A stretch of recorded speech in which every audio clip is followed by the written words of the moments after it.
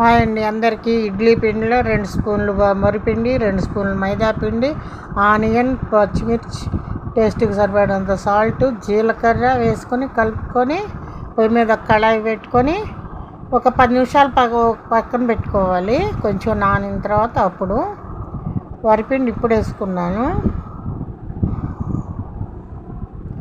ఒక 10 నిమిషాలు పక్కన పెట్టుకున్న తర్వాత పొయ్యి మీద కళాయి పెట్టుకుని ఆయిల్ పోసుకొని వేసుకుంటున్నాను. భలే పొంగినాయండి, చక్కగా మెదింగా చక్కగా వచ్చినాయండి మైసూర్ బజ్జీ. పిల్లలు కూడా ఇష్టంగా తింటారండి ఇవి. 10 నిమిషాల్లో రెడీ అండి టేస్టీ మైసూర్ బజ్జీ. రవ్వ వాడకుండా వేసానండి.